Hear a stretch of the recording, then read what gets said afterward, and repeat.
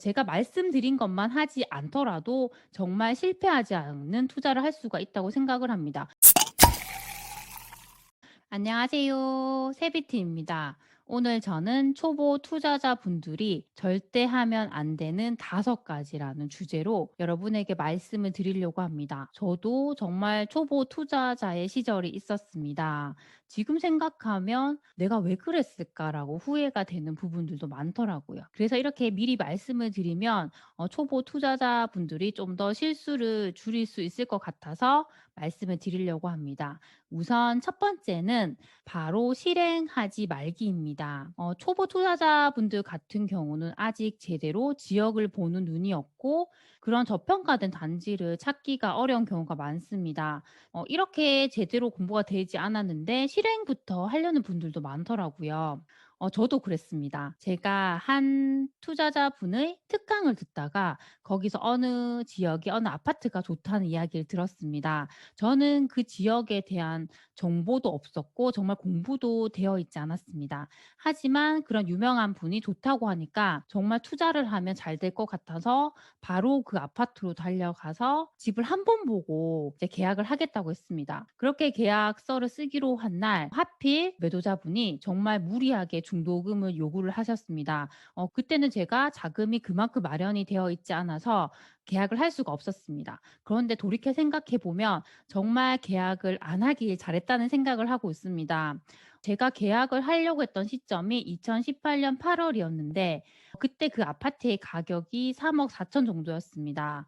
지금 3 년이 지나서 다시 그 아파트를 보니까 현재 가격이 4억 4천만 원에 거래가 되었습니다.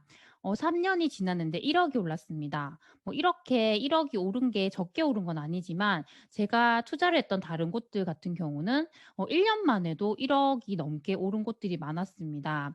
그래서 이 아파트에 투자를 한 것보다는 다른 곳에 투자를 해서 저는 좀 더 많은 수익을 낼 수가 있었습니다. 제가 드리고 싶은 말씀은 이렇게 제대로 공부가 되어 있지 않으면 그 물건밖에 보이지가 않습니다. 하지만 내가 공부가 더 많이 되면 더 많은 선택지가 보이게 됩니다. 그렇게 되면 돈은 더 적게 들이면서 더 많은 수익을 가지고 있은 투자를 할 수가 있습니다. 지금 내 눈에는 이 물건밖에 보이지 않기 때문에 이 물건이 조금만 지나도 금방 몇 천만 원씩 오를 것 같아서 마음이 너무 조급합니다. 그래서 제대로 공부하지 않고 바로 실행을 해서 후회를 하는 경우도 많이 봤습니다. 설사 이런 단지에 투자를 하게 되더라도 이 단지가 제대로 오를 때까지는 항상 불안함을 갖게 됩니다. 그것은 내가 확신이 없이 투자를 했기 때문입니다. 그래서 저는 정말 처음으로 이렇게 투자를 시작하시려는 분들은 제대로 공부를 하고 하셨으면 좋겠습니다. 그리고 두 번째는 경매부터 시작하지 말라는 것입니다. 저도 처음에는 경매부터 시작을 하려고 했습니다. 경매의 가장 큰 장점은 투자금이 정말 적게 든다는 것입니다. 그때는 시중에 경매 책도 되게 많았습니다. 그래서 저는 여러 권의 책을 사서 공부를 했는데 정말 뭐 1,000만 원으로 아니면 아예 돈을 들이지 않고도 투자를 할 수 있는 방법이 많았습니다. 그런데 가장 중요한 것은 경매는 내가 통제할 수 있는 영역이 아니라는 겁니다. 저도 법원에 경매를 낙찰받기 위해서 갔었습니다. 제가 이렇게 입찰을 하려고 가격을 적을 때 얼마에 낙찰이 될지는 아무도 알 수가 없습니다. 제 생각에는 그래도 많이 적었다고 적었는데 번번이 저는 이렇게 낙찰을 되지 못하고 계속 떨어졌습니다. 그래서 지금 생각해 보면 그 부분은 제가 정말 통제할 수가 없는 영역이더라고요. 그리고 낙찰된 가격을 보면 대개 아파트 같은 경우는 현재 일반 매매로 급매로 나오는 가격과 큰 차이가 없었습니다. 제가 입찰을 했던 그런 물건 같은 경우에는 세입자도 들어가 있었는데 만약에 그런 물건에 제가 낙찰을 받게 되면 세입자와 협의가 되지 않으면 명도 소송까지 가야 되겠더라고요. 그러면 더 골치가 아파집니다. 하지만 일반 매매에서 제가 급매로 이런 것을 매수를 하게 될 때는 사전에 세입자와 날짜를 조율할 수도 있고 아니면 제가 실입주할 수 있는 다른 물건을 찾아볼 수도 있습니다. 어느 정도 경매보다는 내가 통제할 수 있는 영역이 더 크다고 생각을 합니다. 그리고 경매를 하는 분들 같은 경우는 정말 싸게 물건을 매입을 해서 여러 채를 이렇게 전세를 두고 관리를 하는 경우가 많습니다. 예전에는 이런 방식이 괜찮았습니다. 요즘은 다주택자에 대한 그런 규제가 더 강화가 되었기 때문에 이렇게 물건을 많이 보유를 하는 게 불리할 수가 있습니다. 그래서 현재의 트렌드는 정말 똘똘한 새 아파트를 사서 그런 곳에 투자를 하는 것입니다. 이렇게 해서 최대한 나의 명의를 줄이고 더 똘똘한 것에 집중을 해서 투자를 하는 방식인데요. 그런 면에서도 저는 경매보다는 일반 매매가 더 낫다고 생각을 하고 있습니다. 그리고 경매는 용어도 정말 어렵고 일반 아파트 매매보다는 더 공부를 많이 해야겠다는 생각이 들었습니다.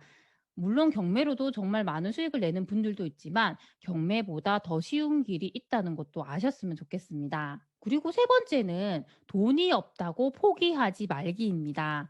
대개 초보 투자자분들은 종잣돈이 부족한 경우가 많습니다. 종잣돈이 있다고 하더라도 정말 3천만 원, 4천만 원 정도로 소액인 경우가 많습니다. 얼마 전에 제 정규 강의에서 수강생 분 중 한 분이 이런 질문을 하셨습니다. 정말 좋은 곳에 투자를 하고 싶지만 본인에게는 3천만 원 정도밖에 없다고 했습니다. 그래서 구축 아파트에 이렇게 투자를 하려고 하는데 괜찮겠냐고 말씀을 하셨습니다.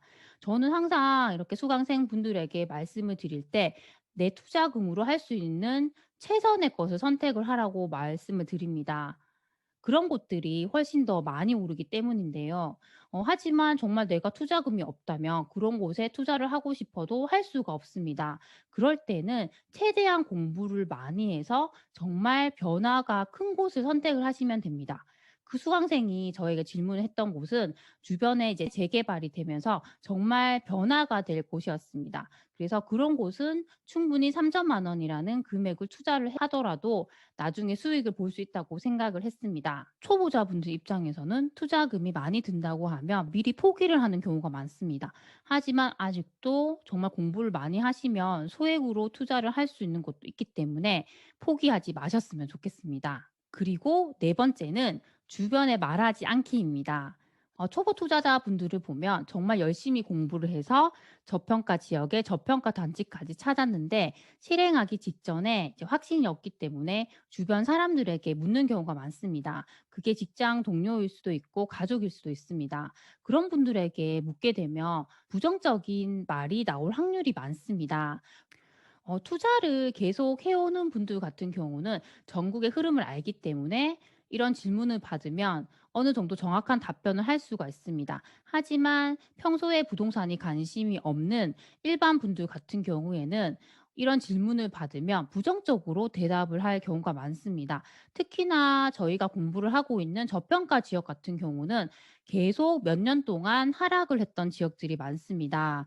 그래서 그런 선입견 때문에 이런 지역에는 투자를 하면 안 된다고 말을 할 수가 있습니다. 저도 예전에 투자를 할 때 항상 주변 친구들이나 가족들에게 많이 물었습니다. 하지만 그런 분들은 지역에 대한 공부가 안 되었기 때문에 제가 투자를 하는 것을 많이 말렸습니다. 하지만 시간이 지나고 보면 그런 곳들이 많이 상승을 했고 제가 후회를 하는 경우가 많았습니다. 그래서 초보 투자자분들은 특히 다른 분들에게 말하지 않고 정말 조용하게 투자를 시행하셨으면 좋겠습니다. 그리고 마지막으로 다섯 번째입니다.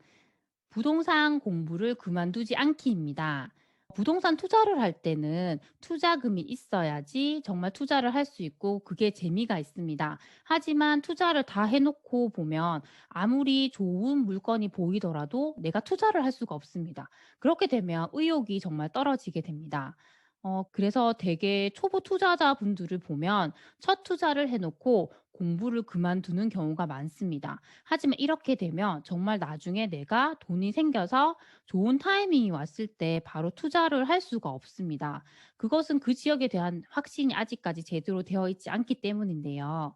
저 같은 경우는 제가 투자를 다 해놓고 돈이 없더라도 항상 매일매일 전국을 모니터링하고 주말에는 계속 가족 임장을 다니고 있습니다. 이렇게 열심히 다니는 이유는 갑자기 제가 돈이 생겼을 때 바로 투자를 하기 위해서입니다. 부동산이라는 것은 정말 타이밍이 중요하거든요. 같은 아파트라도 그 아파트를 언제 샀느냐에 따라서 몇 억이나 차이가 날 수가 있습니다. 그래서 초보 투자자분들은 내가 투자를 해 놓았다고 해서 공부를 그만두지 마시고 계속적으로 전국을 모니터링하고 임장을 다니면서 공부를 하셨으면 좋겠습니다. 오늘 이렇게 초보 투자자분들이 절대 하면 안 되는 5가지에 대해서 말씀을 드렸습니다.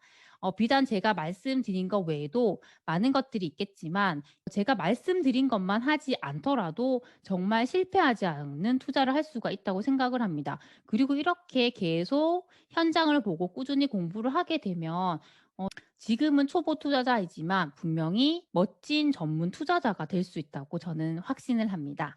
오늘도 제 영상을 시청해 주셔서 정말 감사합니다. 그럼 다음 시간에 만나요. 안녕.